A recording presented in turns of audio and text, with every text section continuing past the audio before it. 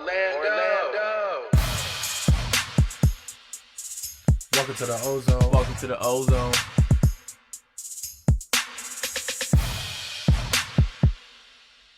Welcome to the OZone. Welcome to the OZone. The voice of massive Magic fans. The Los Angeles Lakers and other victims and their families of today's tragedy. Please join us in a moment of silence in memory of Kobe Bryant, Gianna Bryant, and the other victims of today's tragedy.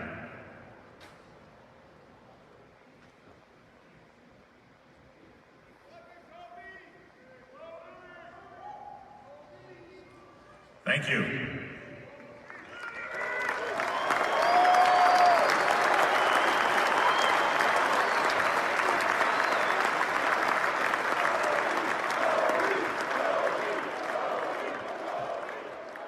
Welcome back to another episode of the OZone podcast, the voice of Magic fans. Today's episode, we have the five of us today: Al, Justin, Whit, Mark, myself, Anthony, and we were kind of going back and forth of how we wanted to start the episode. And obviously, today's episode, the tone is different. Everyone's heard about, what went on with the late great Kobe Bryant, and it only feels right if we start this episode kind of just talking about our personal perspective of Kobe and our experiences and share a little bit about the great 8 and 24, the man himself. I know for me, and I'll kick this off.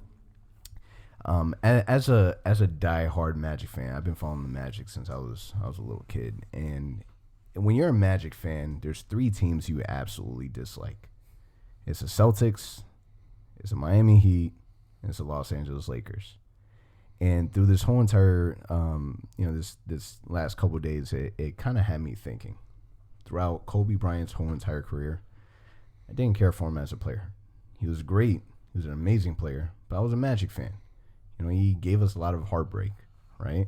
Took away Shaquille O'Neal, won a championship on our home court, had that really big dunk over Dwight Howard, welcome to the league. And it's one of those things where I regret a lot because I didn't get the opportunity to really take advantage of embracing what he was or appreciating the type of player that he was. I truthfully didn't become a fan until after he retired. That's where I started listening to him a lot more because he was so motivational, the way he was with his family, everything that he had to say about the game. He reached out to almost every single player that got injured. Reached out and gave some type of positive quote. And it's crazy because the voice is now different. If you really didn't follow basketball like that, if you really didn't follow Kobe Bryant, still the whole incident still kind of hurt you bad. My wife, who really doesn't follow basketball the way that I do, she was impacted by it. Coworkers at work, the exact same way. People that didn't know anything about basketball, it still impacted them and it changed the way that our perspective is, whether it be on life, whether it be how we view things. So much is coming from this that it's extremely sad, but in some weird way, you can kind of tell that it's changing a lot of people in positive ways. Definitely tough to hit and soak in. And I will tell you, I wasn't a Kobe fan until 2008. And leading up to that was the great T-Mac versus Kobe battles. And I always thought, if head-to-head, I thought T-Mac was a better player, better scorer, better defender because of his size and strength. But what made me become a fan of Kobe is watching him in the Olympics in 2008. And he evolved from, kind of a self scorer and will his way into becoming a true teammate and learning how to make his teammates better. And also, learning how to take a team on his shoulders that's, had a bad name at the time that needed to rebound back, and they needed someone to have on-court leadership to bring that core together. And then you saw him make plays when the offense shut down. You saw him make some defensive stances, and I would tell you, man, I can't hate on this guy no more. He's the real deal. He's next level, and you know what? I have respect for him now. But before that, I was like, all right, Kobe, another great scorer. The hype train. I'm not a big hype train guy, so see him come back and as some of you guys know, my seats are pretty close to the weigh bench, and prior to that, I would say stuff to him and he wouldn't acknowledge. But towards the end of his career, he would acknowledge back and kind of talk to the fans more. And one last story before we pass it around. A couple months before he retired, I was sitting next to him and said, "Kobe," and I can't remember all the words, but it was like, "Kobe, you got a young team. Those legs aren't what they used to be. You got a title. It's time to turn the page, man. We'll still love you. We'll still be here." And he looked at me, smiled and laughed and goes, "We'll see about that." And then after the game, he left from the arena, dressed as he was, walked down with no security, nobody, down Church Street to the hotel and signed every autograph he could, took every picture he could. And before he got to the hotel, he was probably on Church Street probably an hour. And I can't believe there's no videos that popped up about that. But that was a special moment for Orlando and kind of showed his character and how he matured and became the ambassador. And I want to say that Olympics was a big turning point for his career. I mean, it feels like we're all repeating ourselves here with the magnitude of his loss, obviously. And another thing, I feel like we all feel like we were never fans of Kobe Bryant, the player, while he was playing, up until the later stages. So I don't want to repeat the same thing as you all said, but similar story with me. As a Vince Carter fan, they always went at each other the first few years. It was the who's that next Michael Jordan type of mentality, right? And I always felt Vince Carter was better. Obviously, Kobe wound up being the ultimate better player. But similar to you guys, my respect for him came later on as I saw him developing into a leader of the young Lakers team, the Olympics team, even post-retirement. That's when I really appreciated who he was, the leader that he was, how hard he worked. He really led by example. The closest thing we've ever had to Michael Jordan. That's the reality of who he was. And in all reality, I've lost many people in my life. Some way, somehow, Kobe's impact when I first found out about the news was the biggest. Like, I literally froze. I cannot think the same. My whole Sunday just changed. I was with my family in Universal having a good day. After that, it all changed.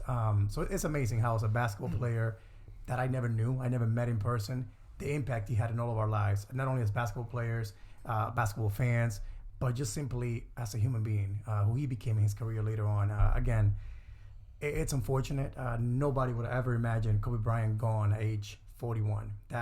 You would have told me that, I would have said, you're lying right now. Unfortunately, that's life. We all learned something from that moment. We just all as a team here saw Shaq speak about Kobe, and the big takeaway is do not take anything for granted. Unfortunately, it took this to happen for us to realize that many times. It needs to be something tragic for us to appreciate things in life. And I mean, definitely a huge takeaway with Kobe passing away. The world lost a great human being, that's for sure. For me as a Magic fan, I never hated Kobe at all. I know he disappointed us a lot, NBA Finals and throughout, Magic history. But it's very tragic. Yesterday, I hear the news, and just like everybody, you don't believe it, right? It's crazy. And then you see multiple reports come out, and it wasn't even the same watching basketball yesterday. Just watching, or Sunday, the Magic games or anything like that. It wasn't the same. The air wasn't the same. Obviously, the players and coaches weren't the same, and you felt it. Waking up Monday morning, before I got ready for work, I just sat on my bed and just stared at my wall like, is this for real? But I've always respected Kobe's, mentality for the game. Nobody was a leader like him. Nobody worked as hard as him. Nobody approached, practice like him, So that was one of the things that always stood out for me as Kobe. And a lot of young players should look at him as a role model as far as, what it takes to be a great NBA player, to be a leader. And then nothing more than most, a great father to his kids, Everybody's seen how close he was to his daughters, how great of a husband he was, how great of a dad he was, just in general, a great friend to a lot of these NBA players that, show a lot of emotion these last few days. So he was a great player, but he was a better person. Yeah, I would agree with with everything you guys said. My perception of Kobe was different because I didn't grow up a Magic fan. I grew up a Knicks fan. So, I was a fan of the Knicks during the Charlie Ward. You said that once already. Yeah, the Charlie Ward, Allen Houston years, Latrell Sprewell. And then, moving forward was like Carmelo Anthony and whatnot.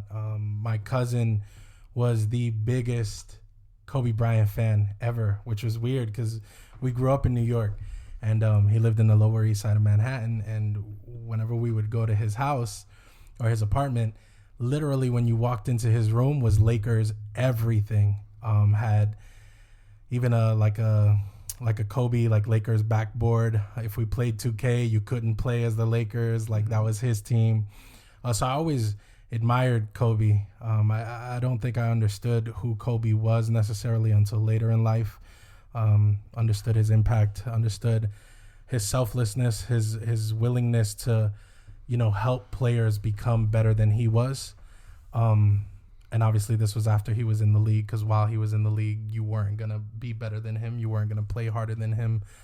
And that's, all things that you guys covered. But I knew from a young age that Kobe was special, and just being around my cousin and seeing his appreciation for Kobe Bryant made me appreciate him as well. And on Sunday, when you guys messaged me and my sister texted me and told me about Kobe, and I thought it was a lie. I couldn't believe it. The first person I thought about calling or texting was my cousin, because I knew that if anybody was going to take this hard, obviously he's not Kobe's family or anything like that, but it was him, because he idolized Kobe. And when I texted him, he literally texted me back and said, "Bro, I can't stop crying." So that was just, that to me showed how impactful Kobe's legacy was. Yeah, and he made an impact on the culture. Think about it. How many times have you thrown a rolled up piece of paper in the trash can and yelled, "Kobe"? You know what's funny? I did that the night before I went to bed. My wife and I were about to lay in bed for the night. And I had a shirt or something that I had in my hands. And I just threw it to bed. I'm like, "Oh, Kobe." Like, it's just natural. I've done that my whole life.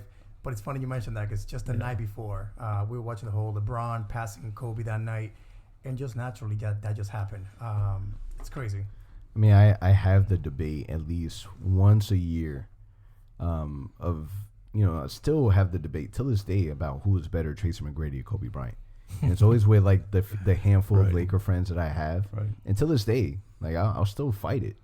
Right? Oh yeah, I will too. Till this day, I'll still do it. Kobe had a squad around him. Don't let it fool you. And then T-Mac was still playing, and they were throwing different bodies at T-Mac. Remember, Rick Fox would guard him. Then they switched up all the time to slow him down. But still, it's about Kobe. But it just reminds you that that was at a time frame where it's a hard and hustle era. Tracy McGrady was kind of leading everything on his shoulder with Darryl Armstrong, and when Kobe Bryant came to Orlando, there was respect for the Orlando Magic. Like he knew that he had to go to the gym, get some shots up, get a good night's rest, because he's going against Tracy McGrady. So there was definitely a lot of really good memories around it.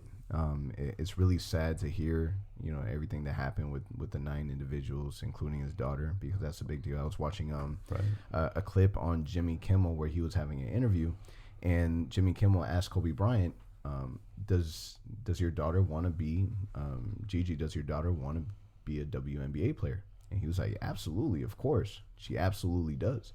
And he starts telling the story about how when he's out and about, fans will come up to him and say, "Hey, you and your wife, you guys need to have a boy to carry on the legacy." And he would say that his daughter would interrupt him and say, he doesn't need a boy. He got me. I got this. I love that. And and Tracy McGrady mentioned multiple times on how her mannerisms and just the way that she played basketball was very similar to Kobe Bryant. And he was a person definitely post. I mean, I'm sure he did a lot while he was playing, but post career, he attended a lot of WNBA games, really supported a lot of the players. Just recently, he had an interview where he was saying that he felt there's 2 or 3 players out in the WNBA right now that are skillful enough to play in the NBA. So he was a very, very big a person that pushed the WNBA culture, and just on different aspects from youth to women basketball to men basketball. He was such a big voice. It's just award winner books, movies, Grammy Award winner. Come on, that's special. My wife yesterday when we were at the gym, she was listening to Pandora, and on the way out of the gym, Destiny's Child was on it featuring Kobe Bryant. I didn't even know they had a song together. So it's just insane how crazy this guy was everywhere. It wasn't just on the hardwood. It was everywhere. Yeah, so much so that he even touched, 2 of our young guys Markel and AG. This summer, we're at the Mamba Academy working with Kobe, trying to develop their game and become better. Kobe just brought that hunger, brought that desire for people to want to be the best version of themselves. And I think that's how you carry on his legacy, no matter what it is that you do. And it's going to sound cliche, but approach it with Mamba mentality. That's right. Yeah. It's been a tough year for the NBA, right? David Stern. David Stern. You know, Kobe. I mean, it's been a tough year. Straight out So, of the gate. Wow. so, you know, say a prayer for the NBA. That's right. So definitely condolences from us and to the 9 individuals that were part of that helicopter accident. It doesn't get easier. It hasn't gotten easier for any of us in the media. It breaks my heart seeing, especially the players that we're so accustomed to, like listening to Shaquille O'Neal, Tracy McGrady, former Magic players that they were so close to him that it really hurt them internally. So, it's a sad day for sure. Kobe is a legend, and legends never die, right? That's the truth. But let's get into Magic basketball. So currently, right now, let's get into the numbers. So record as of today, we are sitting at 21-27, still holding the 7th seed in the East. Offensively, points per game, we're holding down the 29th place in the NBA with 103.5. 3-point percentage, we're sitting at 28th in the league with 33.4. Offensive rating, 26th in the league at 105.1. Defensively, points allowed, we're leading the NBA right now, 104.7. Blocks per game, we're sitting at 6 with 5.8. And defensive rating, 9th in the NBA at 106.7. This past week, we had quite a handful of games. Started off at Monday against Charlotte, a win 106-83, followed by Wednesday's game against Oklahoma City, 120-114 loss. Friday against Boston, 109-98. Something that kind of pissed me off about that game was I wasn't at the game, but just the reports that I've read on Twitter that there was so many Boston fans there, and they were chanting the Celtics, and that's been since the first game in the old arena. Yeah, this is just I don't even know, man. It's worse than the Lakers game. Like, it was insane. The amount of green shirts, the amount of noise. And you couldn't beat it. Like, Magic fans tried to fight against it when the game was interesting, and you couldn't. And it makes it tough on the players just because the minute that you feel as if you don't have home court advantage on your home court, it does mess with you mentally. Basketball is such a mental game that you can't just block the noise out no matter how hard you want to. Anyone that's ever played basketball knows that maybe you can't pinpoint that one person individually, but you still pay attention. You can still hear the noise and whatnot. And Orlando is obviously the culture is not exactly the same. Boston just has a way heavier culture, right? They've been in the NBA for what I think when I researched it was 50, 60 years compared to our 30 years. So it's one of those things where Orlando's such a transitional city where so many people move to Orlando. So it's common to see the Heat fans at our games, the Knicks fans at our games, the Laker fans at our games, but at the same time, numbers are on our side. We have way more fans at the arena, more so than these other teams. And it just doesn't feel like we show up as we should. So I think it begs the question, do we have more fans at the arena or do we have more people at the games? I think there's a lot of people that go to Magic games because they've never been. They have an opportunity to go and it's something new, not necessarily because they're passionate about the team. And I think that's the difference. Just talking about how long, referring to what you said about how long the Celtics were a team, that gives them such a head start in developing a culture of people who follow and support them, because that's generations of children who grew up with their parents being Celtics fans. And I don't think that that's necessarily the case here.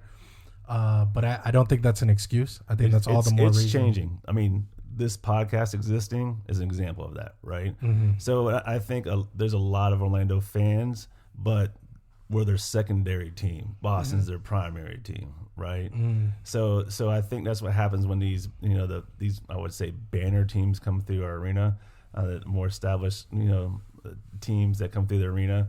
We have like, all right, back to being the Boston. But I mean, it could be due to the product that we have on the floor too. I mean, 10 years ago, we wouldn't be having this conversation about, you know, when we were actually relevant in the East. You know, we wasn't really questioning. No, I was wasn't there. questioning. I wanted to ask you that because I went to the games. Yeah. I lived in Boston back then, Right. or near Boston. So when the Eastern Conference Finals back in 09, when Vince was here and Dwight, how was the crowd here? Was it mostly Celtics fans in the crowd? It's a very deep mix, and it is tense. And I would tell you, I mean, it's not something to be proud of, but in the streets, things got a little rough. Oh, yeah. You know, after the games, win or lose, is something was going to happen. So But there's passion there. But that sucks too, because in the playoffs, you would think in Eastern Conference Finals, you know, you're going to the finals and you got a team coming here, you're the home team, yet the supporters are 50-50, 60-40. That's tough. It's a You saw home it team with this year, Toronto. Yeah. Right. Did you guys go to any of those games by chance? Get in there? Yeah. There's a pretty heavy Toronto presence in there, and True. that's just. I would tell you the worst when it came to playoffs and fans was Detroit. When we were going against Detroit, it was tough. I mean, you can. They were walking around the stadium just chanting. You know, if I don't even want to say it, it gets me going. Basketball, like, oh gosh, that just rings through my head. But you know what I feel like? It feels as if the average fan, they're more fans of specific players more so than teams. In the right? modern In Today's modern NBA, right? NBA, absolutely. Yeah. So if you're a fan of Steph Curry, if you're a fan of Kawhi Leonard, if you're a fan of Kevin Durant, right? They're rooting for those teams, they're rooting for those players, and that's where the mix really happens, right? But the minute that you up your talent of the team and you have that specific player, then it kind of changes a little bit. That's why when you're in the playoffs, it's a little different atmosphere because it's the playoffs. Your team is doing well. Your team is playing good. You're in the top 16 of the NBA where it's playoff atmosphere, and that's where the percentage kind of goes a lot lower. That's where you start to hear the Magic drowning out the other names of the teams. So what fears me is a team like Miami that they're so close to us. Let's say that we see them in the first round of the playoffs. Is it going to almost feel as if they have home court advantage every single game? I think. won't I be mean, that's a good surprised. point. That's a good point. But I don't think so, because when was it last year? The home opener last year, I think, was against the Heat. Yeah.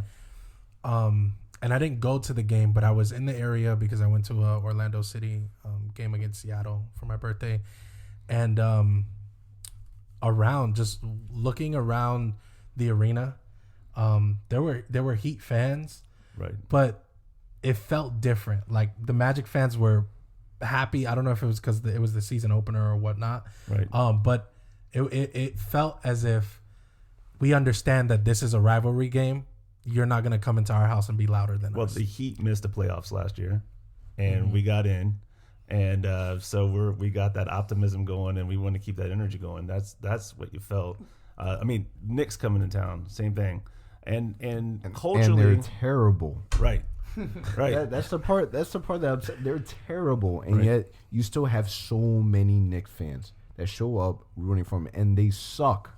They're bad. right. They have such a bad product on the floor. They have bad okay, ownership. so obviously, and they suck. and it's not a Knicks fan, but I think just going back to what I said, the Knicks are a team in a heavily populated, right, one of the most dense populated places on planet Earth. So obviously, there's going to be more Knicks fans than any other. Maybe not the Lakers, obviously, because California, LA, Southern The California. Knicks are like the Dallas packed too. Cowboys in the NFL, right? Yeah, I guess you Yeah. could say. Well, Yeah. 'Cause they there's don't have Cowboy the fans winning everywhere. pedigree, but As far as the As far fandom, as- it's everywhere. and it's supported whether they win or lose. They Yeah. mostly lose, so it's there. But yeah, man, I think the fans have to do a better job at being vocal when they go to games and don't just sit. And this is not me wanting to over criticize or whatever, but I've never understood going to a game and just sitting silently in your seat. Right. Oh, What- well, the what's the security point? makes me be silent now. But but there was also when the culture really started growing with the Magic, and we can move on from here. There used to be the upper bowl versus the lower bowl, right? The upper bowl was always the loudest, fans up there, whereas the lower bowl were like felt as a hootie tootie to be seen kind of crowd, and they're there to watch the game and enjoy the time. Still feels like that. It does definitely does. When I went, and after this we could move on to the rest, but when I went to the Magic versus the Rockets game this year, I think it was like mid-December, up in the 200 section, right? The people were so loud. So there was a guy sitting like by the OZone sign, right? You heard his voice coming from back there. And he was like, Russell Westbrook, you suck. I'm sitting too high up. You can't kick me out of the game. Like, just crazy things like that. And it's like, man, if you had that energy in the lower bowl, I think things could change a little bit. Well, I mean, it happens. Not for nothing, right? That was you. It could no. It might have been out. Not for nothing, but it could also be that the upper bowl is more louder because it takes a louder voice for them to hear it on the court. But that's neither here or there. But finishing up for the rest of the week, we had Clippers 112-97 loss, and Monday game against Miami 113-92 loss. This was yesterday's game. Jumping into the juice. So interesting because this kind of caught me by surprise. The Magic did not re-sign Gary Clark. Crazy. They called up Vic Law. Crazy. I thought he did really well. I thought he was a player that you plugged him in immediately without really having enough time to understand the plays, and you had him work with a couple coaches. You put him in that game against the Lakers, and he comes out and he's active. So we didn't ask for much. Scores 10 points. First shot of the game, a 3-point attempt. He didn't make it, but he took a 3-pointer on a team that he just joined 24 hours prior. He was active and he was effective, right? The next game he didn't do all that well, but he was still a player that you could have plugged in at the forward position and contribute. And the fact that we didn't re-sign him and we brought up a player like Vic Law, it's a little confusing to me. It was a little disappointing. We don't like guys who can shoot, man. We like guys with long arms, right? That's what the organization is about. We had a shooter, man. A guy who could come in and knock down a few threes. We got rid of him. He came from the Houston system where he's not afraid to shoot. Like, he's open, he's shooting. And he was doing that. He was making them too. That was a mind-boggling move to me. Like, I don't understand where that came from or why we wouldn't pick him up. He had what we needed. Unless, and this is where it gets into some of the trade deadline talk, we're about a week and a half now, right? On the deadline. I think they wanted to have that spot open in case something happens. And I wouldn't be surprised if the trade doesn't happen, if they bring him back up. They bring him back. Yeah. So that may be something that they talked internally. But still, we're playing meaningful games right now that we're losing. And we're playing Khem Birch, who cannot shoot past 3 feet. I need somebody who can spread the floor. Wait, and I don't know if we were planning on talking about Khem Birch later on in the episode, but Al brought it up, so we're addressing it now. Khem Birch, I've heard a lot of people talking about Khem Birch can't do this offensively, can't do that. This past week, the effort that I've seen from Khem Birch has been superior to everybody on the roster. Oh, no doubt. No doubt. Creating second chance opportunities, third chance opportunities, literally throwing himself in the way to grab rebounds and fight for rebounds. Like we can have a conversation about his offensive skill set, and that would be a separate conversation. But on a team where effort is an issue, right, especially fighting for second and third chance buckets, Khem Birch is doing what he's there to do. He's being paid $1 million on a 1-year contract with a 1-year player option. He's not there to be a franchise-defining player. He's there to be a guy who gets down in the paint, dirty, gets fouled, takes hits, takes hacks, and gets the team more opportunities to score. So I'm glad that you brought that up, because on Hoops Habit, they actually came out with an article today, and the question that they asked was, is Khem Birch the Magic's most tradable asset? I say yes, and this is why. So if you have a team that's surrounded by shooters, he's in there. He's a defensive presence in the lane. So he helps some of those guards who are defensive liability. He can back up an aging, bigger center. He's going to bring energy every game because he's been consistent about that. And on top of that, he doesn't need to be the primary scorer. He knows his role. So if you have a scoring team around it, it's almost like OKC with Adams, right? Yeah. He would fit into a system like that. But to me, Khem Birch is more of a when we talk about tradable asset. If you're trading Khem Birch straight up for another player, what are you really getting in return? Right. He would have to be someone that you add on as an additional package. Now, if you're the other team, who would you rather have as that additional package? A player like Khem Birch or more like a Wesley Iwundu? See, my thing is, I think we shouldn't get rid of Iwundu. I think we've seen signs, and I think Iwundu could become a really good player in this league. But the one thing about Birch is he's a low cost, mid-level player. I don't see why a team would trade him. It doesn't cost you, compared to anybody else's contract, it doesn't cost you anything to have him on your roster. And he's gonna give you effort, bring in energy, create second chance opportunities. To me, that's not a guy you trade. So for me, the criticism with Khem Birch has kind of been funny, right? We didn't really hear about Khem Birch criticism when he was playing the 5. We hear it now that he's playing the 4.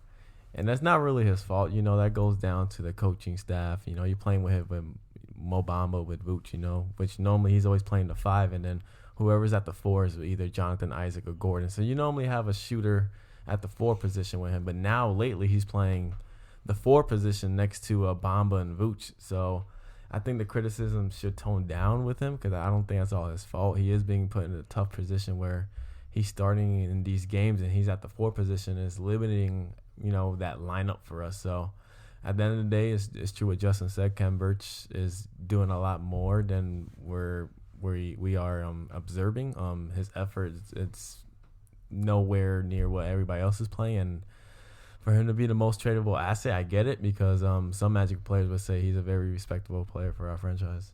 And I think, again, we cannot question the effort. I think the effort is there. We know that. And I love watching him play. Him and Carter Williams, to me, are the most fun basketball players on the Magic roster right now to watch play, because they'll give it to you 120% every night. As you guys mentioned, though, he's playing the 4 position for us right now.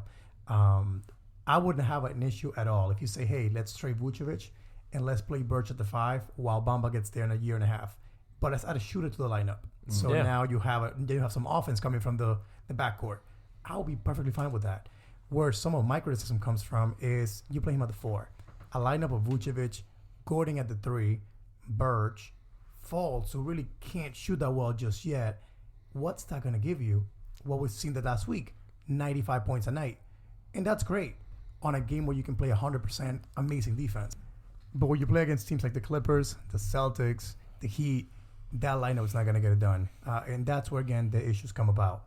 To answer the question, I think he has some value in the league. You could always have a guy that's low cost, who can play hard, who can rebound and block shots. There's always a place in the roster like that. You add a pick to someone like that, you may get a young guy that can score. And that's what this team needs.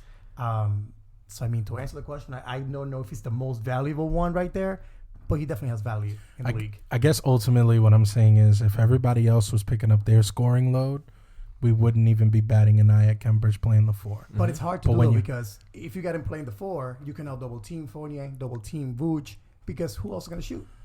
Gordon. That's not necessarily true, because if he plays and he's trailing and he runs into the paint, that's an open bucket. But you're watching the games lately, right? So if you're watching the games right now, you got Fournier who scored 3 threes in a row. Great game. Now the defense says, hey, let's go double team him. Vooch can hit a shot to save his life right now. But you just said it. So it's not the fact that Birch can't score at a high clip. It's the fact that everybody's not carrying their weight offensively. So when a team decides to switch and double team on somebody, no one else is scoring. Because guess what? If Vooch was playing the way that he typically does play, right? If they double teamed Evan, what would happen? Vooch would tear them, eat them alive in the paint. That would be how the game would work out. But because Vooch is struggling, so you have limited offense at center, you have limited offense at small forward because AJ's playing there. If Evan struggles, if Evan scores anything less than 25 points a game, you lose.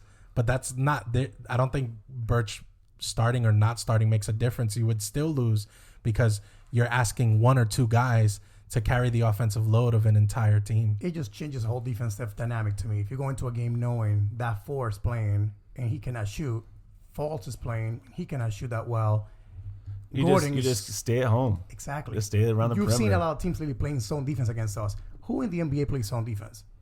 Nobody. But against us, they're doing it because they know Gordon's open, whatever. Birch is open, who cares? Fultz is open, who cares? So now it's like, I care. well, And you have three of those guys in one lineup. But now, exactly. Yeah. And then off the bench, who do you have? I mean, I think that's what makes the whole trade deadline so interesting. Like, there's so much hype around it, especially for I'm sure it's like that for all organizations, but for us, we know that we desperately need something. I think at one point or another, the players know that they desperately need something. Either they feel that, they individually need a change of scenery for certain players, or they need some additional help. I think that Nikola Vucevic is struggling, and it could be a lot of different things. It could be the schedule of the teams that he's playing against. It could be that he's, it's midway through the season and he's still aching from injuries and not being reported, but that could be an issue. His shot isn't falling. He needs some additional help. I don't think needs rest. He needs rest, but I don't think he should be our primary guy. I agree. And I also think that this expectation that Terrence Ross has to come off the bench and give us 30 points for us to be relevant in a competition is unfair. It creates an unfair dialogue surrounding Terrence Ross. And I know we weren't talking about T. Ross, but I wanted to bring it up because I feel like Terrence Ross, whether he's putting up the same 3-point numbers that he put up last year or not, to me is irrelevant because he's another guy that, what are we paying him? Like $11 million a year, 10.5, 13ish. Yeah. Okay, and we could check on those numbers, but Terrence Ross again should not be your primary scoring option, and you bringing him off the bench and expecting him to just go 3 after 3 after 3 after 3 without running set plays for him, right, and putting him in positions to score is another way where it's like, yeah, he's getting the criticism because you're watching the game and you're seeing him miss. But it goes so much deeper than just individual players not playing to their capacity. So are you saying it's the way that we're utilizing him in terms of just focusing so much offense on him from the second string, or him just not starting? I think Terrence Ross believes that he can play the 6-man role because that's what he's always played, right? And he's never been a guy who plays outside of himself and says, I deserve more minutes, I deserve more ball touches, or I deserve plays to be ran for me. But when you look at his game and you look at how he's developed, you see he's a little more comfortable with dribbling the ball. He's taking mid-range shots more often than he did last year. That's a guy who I think, if I was a head coach and I look at my lineup and I'm like, my starting shooting guard is struggling, or my starting small forward is struggling, I would say, you know what? Let me just try something, just one game. Let me put Terrence Ross in the starting lineup, see how that works. He's a rhythm kind of guy. He needs to be in there getting minutes. That's why, he gets criticism for putting up junk shots, but for him that's not a bad shot. Mm-hmm. But he needs a guy that needs to put some shots up and to create that offense. But we totally don't utilize him enough. Do you think that Terrence Ross can thrive in a starting role for the Orlando Magic? I think we tried that before in the past. I want to say we tried it last season. I think it was and when he had a bad streak. Like he wasn't shooting well. I can't remember if it was last season or the season before. But some players come off the bench better, right? Yeah. So they can feel the flow of the game by watching it, and then they come in and they're impactful. And he's one of those guys like a Manu Ginobili who can come off the bench and be impactful, right? Not comparing him by any means, but offensively, he is completely underutilized. I just feel like with all these injuries that we've gone through, man, like that starting lineup, I said it when Isaac went down, the logical move would have been you start Ross at the 3 and Gordon stays at the 4. Now you have all the shooting and all this athleticism in the lineup with faults, but then we got Birch instead of the lineup, which again, not a bad player. Just in today's NBA, you can't run a lineup like that. You just can't. Now, how do you fix the bench? That's the next question. You pick up a damn free agent that can shoot. I mean, it's not that hard, but our team just doesn't do that. You got a guy like Jody Meeks out there who kills us when he plays against Jody us. Meeks played on this team already. Oh, I know that, but what can he do? What can he do, though? He can shoot the 3. What can Ross do? Shoot the 3. So you just feel that. I know we talked about Jamal Crawford a million times in this podcast. I'm not going to go there, but that would be a logical move. Ross starts, pick up a Jamal Crawford type of guy.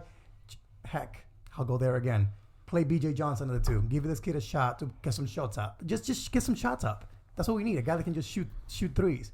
So I think the fall really falls on our coaching staff, on our front office, not adjusting to what's happened to our team. And shout out to Terrence Ross, who they reported earlier today that he's changing his number in honor of Kobe Bryant from 8 back to 31, which for me, honestly, I'm looking forward to it. I get that initially he had changed the number. From my understanding, it was for his son, number 8. I think for a basketball player, your number is such a big, massive deal. It's your confidence. I think I know what Ant's about to say. He needs that number back. I Human think torch. that the minute you give him back his 31, his shot, He's gonna light it up. We need to track it because I believe that this is a scientific thing. So it will be February 1st. February 1st. Yeah. I believe that the minute he gets his old uniform back, number 31, that his shooting is going to increase immediately. And I'm going to help you out saying it doesn't. My betting record is not good. That doesn't help. My betting record is not good, as we can see. So that's helping you out. But truthfully, my favorite number is 32. All right, and I played basketball my whole entire life. I wasn't crazy. I wasn't recruiting into the NBA or anything. Right. But I know that if I didn't have my number, you just felt a little off. Yeah. That little edge wasn't there. Yeah, right? no, I believe you. I was fortunate enough to play in college, and I didn't get the chance to choose my number in college, but I felt like changing my number to a different number, it didn't feel the same and didn't feel right, but I also wasn't in the program enough to really get comfortable with that, So like I was used to being called, hey, number 30. My number was 32 also. But hey, 32, hey, 32. And in college, I was 52. Hey, 52. When are you gonna get put in? Like I know, I hear you, but it just didn't feel right. You're right. I think you're onto something. And we'll definitely track it. I do feel bad, however, for the people, some sitting at this table, that bought a number 8 Terrence Ross jersey. Hey, listen, and it didn't last longer than half a season. It's a throwback. It's a throwback now. Yeah, but it's a throwback for a good reason. Yeah, it That's is. right. 100%. And I actually I'm a fan of Spencer Dinwiddie for being the first one to go on and do it. If the NBA doesn't want to do it, hell, the players take advantage of it and take the initiative to do it. Some players that, for example, Khem Birch says that he wears that number for his best friend in middle school that passed away in a car accident, and whose favorite player at the time is Kobe Bryant, which is a reason why he wears 24, why he doesn't want to change his number, and to each his own. But definitely, big time for the NBA players that want to take that initiative, and Mark Cuban also, that says that no other player on his Mavericks. team, on the Mavericks, would ever wear number 8 and 24. Really big deal. That's awesome. For sure. Now, something that we saw that was really interesting on Orlando Magic Reddit, this was something that someone wrote, some words of encouragement. The Magic are currently tied for second of all teams in strength of schedule in games played thus far and have the 26th most difficult schedule remaining. What does this mean to you? A repeat of last year. Okay. That's I exactly can what I see thought it. about. Be a repeat of last year. To me, it doesn't mean a damn thing, to be honest. I think the Magic have proved this season that they lose to teams that they should not lose to. So us having the easiest 26th or the 26th most difficult schedule, so the 4th easiest schedule to close out the season, doesn't mean anything because we've lost to bottom 10, bottom 5 teams anyway. So I think that the guys, whoever wrote this, hopefully the guys on the team didn't read this and become complacent or let their guard down thinking that they're going to have an easy schedule. I think you have to play this last third or a little more than a third of the season as if you're playing all above 500 teams. Yeah, you got to play with some desperation. You gotta play with some hunger. Yeah, and you have to win. And you got to play to turn doubters around. You got to play like, hey, I got heart, and take the lessons that we just learned and put that forward. So to me, it means a lot for this fact. So far the Magic this season, teams above 500 were 4-21. Teams below 500 were 17-6. So if you're telling me we're gonna play 30-ish games against teams below 500, and we're gonna be healthier hopefully and well rested with the All-Star break, we only play one game this week. I'll take those odds. I mean, we've shown we can beat teams with lower quality opposition out there. I'll take those odds. Now, what is to say? Well, can I get hurt again, or what happens at the deadline? Who knows? But to me, that just means at least we have some games that we can go into thinking we're going to win those games. We played the Lakers twice, the Clippers twice, Houston. We're almost done with Milwaukee. We're almost done with Milwaukee. So we went through a rough schedule. The Heat 3 times. Like, we've had a rough Yeah, schedule. but we still have to play Atlanta. We still have to play Miami. We still have to play we play Golden State twice. They're done. Yeah. They're done too. I don't know, man. I think that we should, according to statistics, we should be fine, and we should probably go on a run and win a lot of games. But if there's a team that can take this opportunity and throw it down the drain, we have to be realistic, honest, and say that the Magic are that team. The Magic are the most unpredictable team yeah. because you honestly don't know what you have when they step on the floor. Right. They can go toe to toe with the Lakers, and then they can lose to a team like the Suns. Yeah. It's really it's the unknown. So does it give us a better chance? Absolutely. But it's just a matter of because it almost feels as if the team really isn't cohesive. You know, we're playing bad. Our shooting is bad. Our transition is bad. Everything, the rotations is bad. All across the board, we're not playing well. And what is it going to take for that to switch? Because it's not just one person. We can't really sit there and say, oh, this is all Evan's fault. This is all Aaron Gordon's fault. We can't say that. We're playing bad collectively. And hopefully with the schedule, it allows us to build momentum. This team desperately needs an all-star break. I hope that there are something in the works for the trade deadline because change needs to happen, whether it be a good change or a bad change, but something needs to happen. Now let's jump into our pass or shoot segment. So I'm going to jump right into it with, has Awundu filled that gap left behind by Jonathan Isaac? No, not defensively, and I mean possibly scoring, but no. Okay, so Witt is passing. Yeah. I'm gonna shoot. The reason I'm shooting is because Jonathan Isaac was not an offensive player, right? There was maybe one or two games where he scored like 17 to like 23 points. Let's just say in that range. I think Awundu, for a guy who came off the bench, who a lot of games the first quarter of the season didn't even play. I think he's played well. Once he decided that, or once he accepted that it was okay for him to take a shot and not always have to pass out, I think he's contributed. He's hit big threes. Defensively, I think he's brought energy and kind of in the same way that MCW does, where he's kind of more so a pesky defender. So I'm a shoot. I think Awundu has been a good addition to this roster. One of the only bright spots, in my opinion, to an offense that's been struggling. I'm passing because the question isn't has he been doing well in his absence, is has he filled the gap? Is he doing exactly what Jonathan Isaac has done? Granted, Jonathan Isaac isn't our best offensive player, but he's still an offensive threat. He can still put the ball. Is he an offensive threat? Of course he is. Absolutely. You're going to tell me that you have Jonathan Isaac and you're not going to respect him offensively? Not saying that I'm not going to respect him offensively, but I'm not going to lose sleep about having to guard Jonathan Isaac on offense. But how? So he can shoot. He can shoot from the outside. He can penetrate. He can pass the ball. But he can't shoot. Wait. No. I'm not saying that. I'm not saying that he can shoot effectively. I'm not saying that he's shooting 45% from the 3-point line. But he's still going to take that shot, and you still have to contest it. You're not going to sit there and just let him shoot the 3-point shot. Okay. I mean, I understand what you're saying. I see defenders rushing out to Isaac, but not Awundu. And in fact, I don't even see Awundu really taking that many shots. He's scared off. Right, and that's because Awundu has taken those shots, let's just say within the last week and a half or so.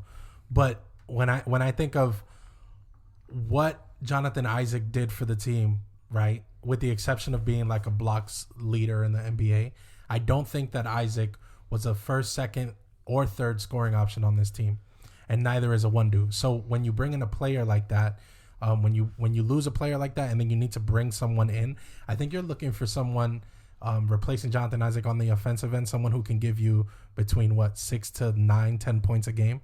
And I think Awundu has done that. But he hasn't done it defensively. Is he filling the gap? Not is he filling the gap offensively. It's filling the gap in general as a player. I think he has in different ways. I think you think of Jonathan Isaac as a shot blocker, and obviously that's not what Owundo does.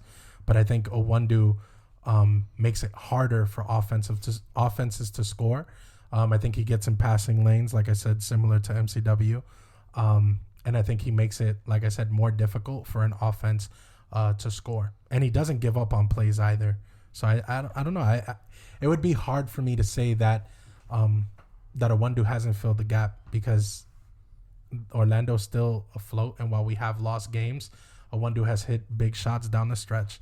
He's stolen the ball down the stretch and given us opportunities down the stretch. And I think that's similar to what Jonathan Isaac did, maybe at a slightly lesser capacity, but still playing a similar game. My feelings for him have completely changed from where he is now compared to the beginning of the season. Beginning of the season, he was frustrating to watch.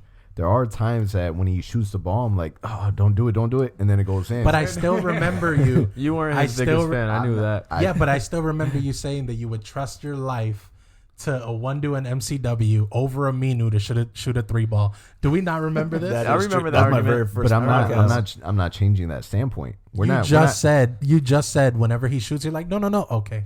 Yeah, imagine how I feel when Chief shoots. It's way worse.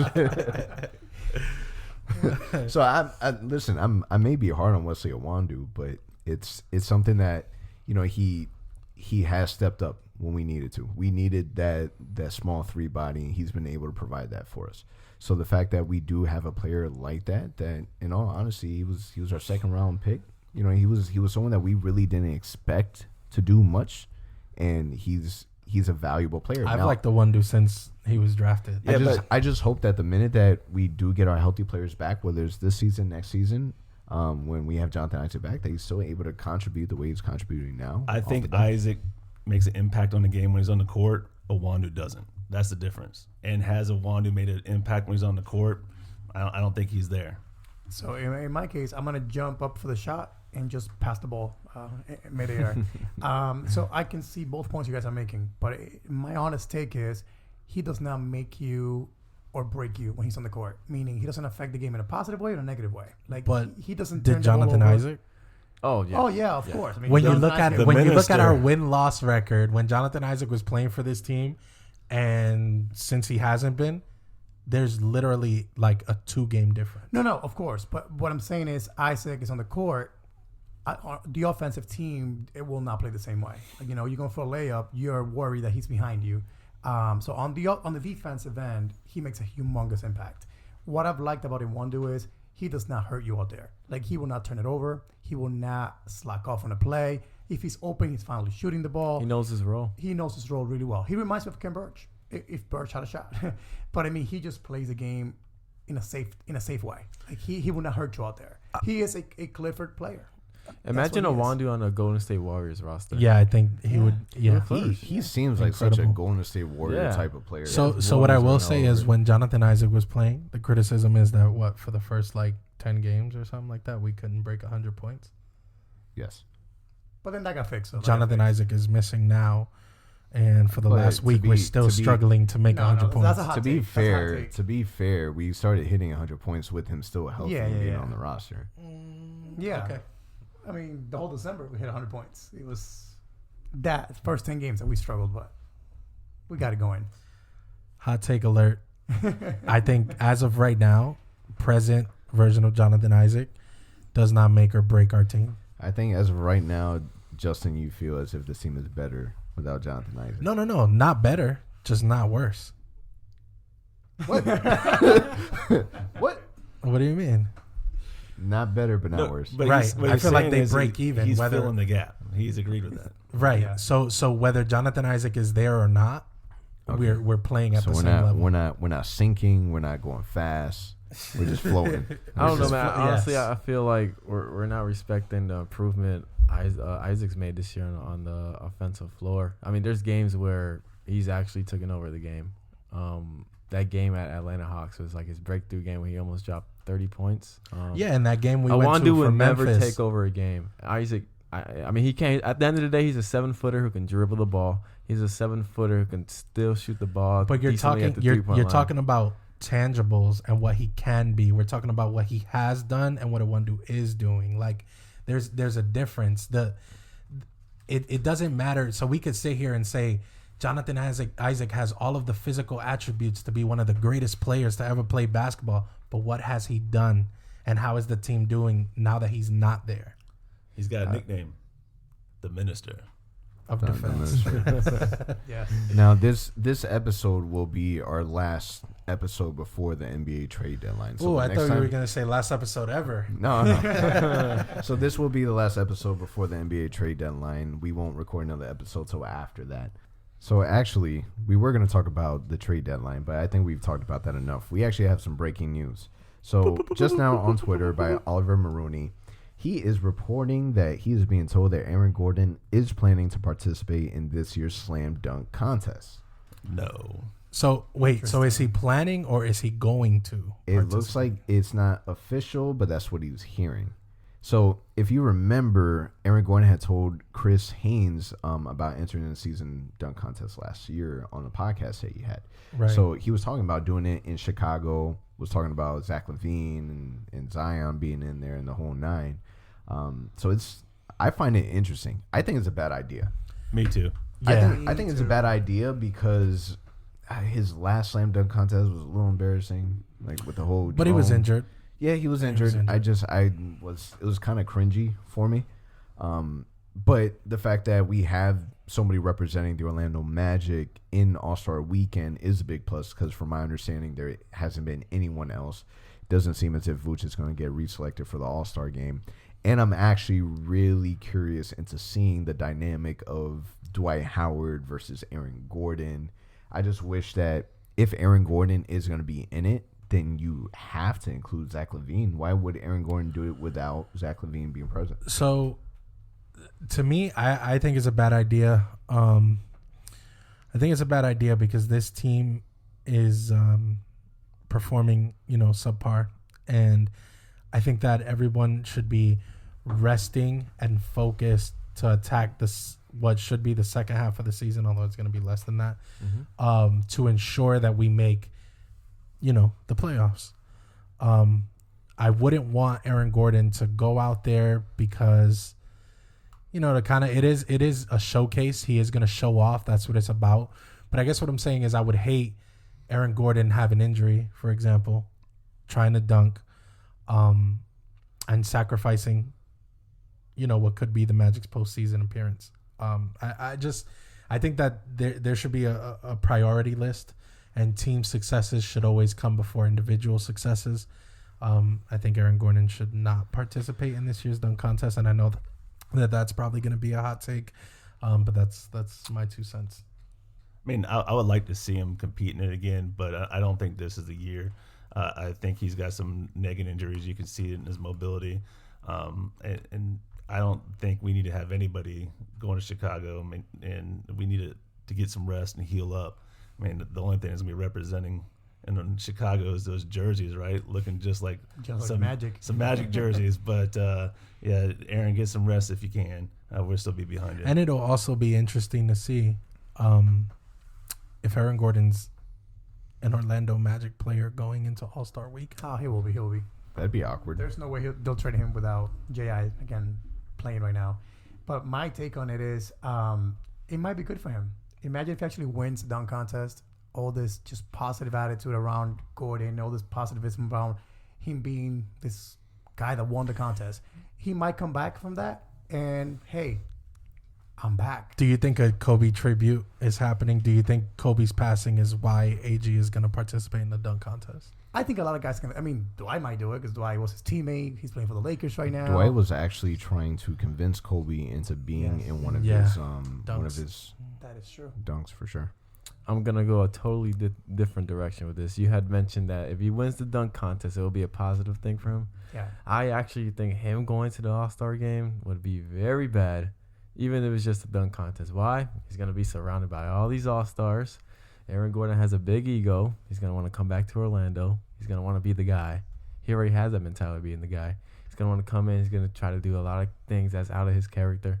We don't need that from Aaron Gordon, man. We need a lot more team play going on. You got a guy like Aaron Gordon being surrounded by these stars. I feel like he's going to just want to be the man when he comes back from an event like that, surrounded by big stars. If this gets confirmed that he's going to be in the slam contest 100%, then slam dunk contest being hosted in my house. You're all invited. Here we go. Here we go. Yeah. And if he does do it, I'm going to get behind him and cheer him on, of course. Yeah, For absolutely. sure. If he gets in it, I want him to win. Yeah, of course. Yeah. At the end of the day. Yeah, so let's wrap this up. So final thoughts. Beat the Heat. I mean, Beat the Heat. We can't Round be 3 on a 5-game losing Let me start streak. the chant. Beat the Heat. Beat the Heat. Beat the Heat. Beat the Heat. Oh man. Hey, No, but we can't go on a 5-game losing streak. We need to beat them. We got the hometown this time. Back in Yeah, we're the Orlando. home team. Yeah. Honestly, gonna take a loss with this one, but we need to win this game. Honestly, So you're choosing what? A win we or need to lose? win. I don't think we're gonna beat them. Honestly. So you're choosing a loss. Oh I'm yeah, I'm no. choosing Mark a just loss. reminded me. This is the game of the week. Oh, so we do Yeah. have So to this go. is the only so game. I'll start it Bravo. off. I'm going with the L. Okay, you're going with. Oh, God. I'm going with an L. So Al and Mark so far have Yeah, L's. I'm Magic are taking that out. And again. for you, I'm going with the win. I'm going with a win also. Oh. So this is the last week for the month. I think I'm in jeopardy of. It's you. I'm in jeopardy of- You and Way. Oh wow. Okay, so man. we Wait, need to start planning Wait the and I, losers reward. Wait and I are both in jeopardy of earning the losers reward for the month. But we both predicted a win. So if we win, then and all of these guys lose, then we tie. Everyone ties for the month, We're going to have to Oh, flip yeah. a coin. which means things will get really interesting. But overall, my final thoughts would be going into trade deadline. Not necessarily make a splashy move because obviously that's not what this front office is about. But make a move, fill a gap, bring in a scorer, whether veteran, whether young and affordable. Bring in somebody who can shoot and create for himself, and I'd be happy. My final thoughts is a challenge to Alex Martins. Let's get you involved with this team more as far as bringing it to a championship level. Let's see a true commitment, not build up this empire you're trying to do outside the Magic. We need you focused. We need you here. The community wants this team winning. We want this team winning. So the challenge is to him. Yeah, final thoughts for me: make a trade. Do it. Anything. I'll tell you, I'm desperate at this point. Give me anything. Bring me some type of change. I don't care if it's a small trade, a medium trade, high trade. Don't care what it is. Bring me something. Bring me new blood. My final thoughts is this is for the Magic fans. Let's get out to these home games. Let's just support the Magic fan. Let's not have another Boston Celtics homestand where we are overrun by the away opposing team. We need to surround this team. This team needs us. Let's give them the support. We're at the bottom half of this season. It looks like we are going to make the playoffs, but nothing's still guaranteed. So I feel like the players really need the fans, and that's going to elevate their game. And with that, I think we got to lead the chant, and I want everybody who shows up to the Amway to pick it up where we leave off. Beat the Heat. What? Beat the Heat. Who? Beat the Heat. Yeah. Beat the Heat. Hey. Beat the Heat. That's it for us. Great episode. Peace. Peace out. Later. Deuces. Thank you for listening to the OZone podcast, the voice of Magic fans. Be sure to visit our website, theozonepod.com, and remember to subscribe, rate, and leave a review on all your favorite podcast listening platforms.